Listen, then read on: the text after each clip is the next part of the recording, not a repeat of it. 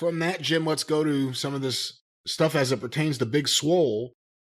I have an article here from Wrestling Inc. by Danny Wolstenholme.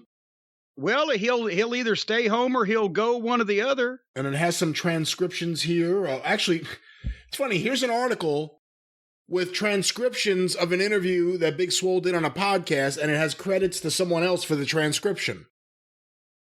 But here is what Wrestling Inc. has credited the Post-Wrestling as the transcription of Big Swole's interview on the Public Enemies podcast. Holy shit from Shinola. This has gone through more hands than the Old Testament. Go ahead. Talking about her relationship with Tony Khan, and specifically the tweet that Tony Khan sent out after the first word got out that Big Swole had made comments about the structure and diversity in AEW, and Tony Khan immediately criticized her work. Like, he gave me his reason and everything, but my skills were never into question. And it sucks because sometimes, you know, you allow people's personal views to seep into yourself when that should be a complete personal issue because, you know, what people think about you is none of your concern. But it did have me going back and looking at my most recent matches, and I watched my match with Diamante. And I did. I watched the 3 Strikes match. But the one right before that, the singles match where she cheated with the rope, that was the money. Excuse me, no. I did that wrong, and I apologize. Where she cheated with the rope, and that was money. I watched it.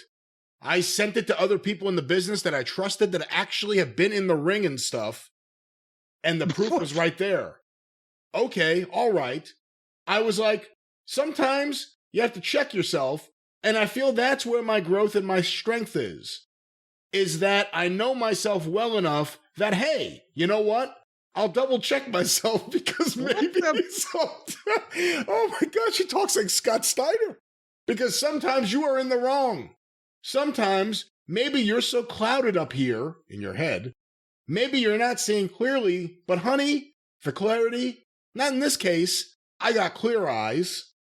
And let me go a little further here. I wish she had clear verbiage. In terms of Tony Khan, here's the quote. I was like, dude, you weren't saying all that when you were smoking my weed. He said that we were friends. And I was like, what gets me upset is that when someone says that you're friends, and like, of course he has all the money in the world. He could buy all the schmiz he wants. But I'm gracious enough to give what I have in fellowship, break bread with you. I'm opening up my heart to you. You said that we're friends. I called you. What the fuck? He's a fucking wrestling promoter. What did she think this was a goddamn lifelong relationship? It's just upsetting because I thought that was genuine. And I'm a Cancer in terms of a zodiac sign. Oh, okay. I was going to say she admits it. I'm an emotional person. I mean, she just came out with that. I think what does her astrological sign have to do with any fucking thing? I'm an emotional person, and when I let people inside of my heart, when I let people inside of my circle, my family, that's important to me. And for someone to break that line of trust is just, it's unbelievable. It's heartbreaking. Really, it is because I thought we were friends. But damn.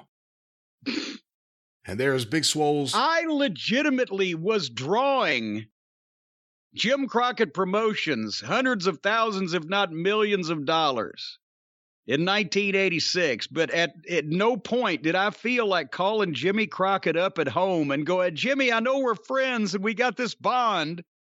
And I know you smoked some of my weed, but I've really got some problems I need to talk to you about. I know we're close. We got this relationship. What the fuck? Do you have the tooth and nail quotes? Those are the ones I'm waiting for. Well, before I get there, let me finish up this one and we'll get to that. Oh, there's more. Well, apparently she talked, there's more quotes from the same interview, I believe. I don't understand that, referring to Tony Khan's remark about her in-ring ability. I don't understand that. Like I feel like it just wasn't necessary. Especially when you're in a position of power, and then, you know, sometimes people with power, they do, of course, make mistakes. But however, I feel like you've been in this position of power for a very long time, whether it be with different sports organizations and everything. So I feel like a certain decorum, you should have it, in a sense, and especially... you shouldn't be smoking weed after the matches with the job girls. And especially, like I said, with the line, and I only say this because during our exit interview, I asked him I asked him about my skills. She was working at Nordstrom's. Well, during our exit interview, I asked him about my skills and my wrestling. I literally asked him.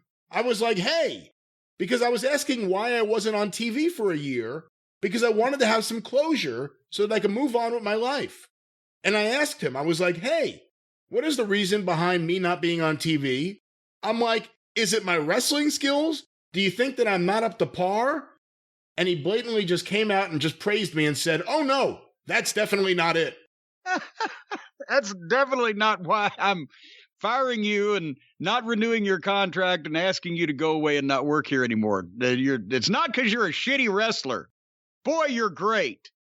We would just love to have you, but we just can't afford it or something, whatever. Is she insane? And more importantly, all these people in the business that she runs shit by, is nobody willing to be honest and say, no, your shit was kind of rotten and people were making fun of it and maybe you ought to work on it some more. See, that's the thing, just to look at this seriously. If she's saying that she's sending these matches around to different people in the business and looking for feedback, without trying to be malicious, the fact was she was not ready at any point that we ever saw her for national TV. She did not seem to have the basics down. And it's a fair point to make that she wasn't alone. No. And still not. There are others that are not ready either, but they're not the ones that are complaining. And Tony Khan didn't say that he cut her because of her wrestling ability until after they had already made nice and had their exit interview. And then she came out and said, well, but there's a big problem with diversity and they're not listening to people and this and that and the other thing. So then he's going to say, you know what? I even lied to this girl's face and told her, no, you're not the shits. It just didn't work out or whatever, trying to let her down easy. And now, again, it's not the space or the place of the walk-on or the extra in the movie to complain about the director. It is not the place of the water boy on the football team to complain about the coach.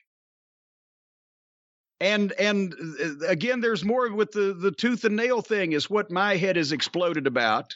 I didn't know about this other stuff, but she does not have a grip on who she is or what her standing is or ought to be in the professional wrestling industry. And that's part of the problem, too, when we talk about, I guess, partying with the wrestlers, using partying as a loose term for whatever's going on over there. It's one thing, saying, hey, I was about to say, hey, CM Punk, let's grab a drink, but that's a wrong example there. But, Remember the guy on TV offering him a beer and he looked at him like, were you fucking insane? But, it's one thing Tony Khan saying, hey, let's go smoke a joint after the show and talk about your angle or something. I'm not against that with, someone high on the card, Jericho, let's say. But when you're going out with, when I say going out, when you're hanging out with anyone on the card, including people who are really low down on the card, and hanging out with them and building them up in their head and sharing drugs with them, yeah, they're going to think that, you kind of fucked them over. I can understand why she thinks that. I'm not saying she's right. She didn't hear if no one said anything to her about her work to the point where she was like, I'm asking, is it my work?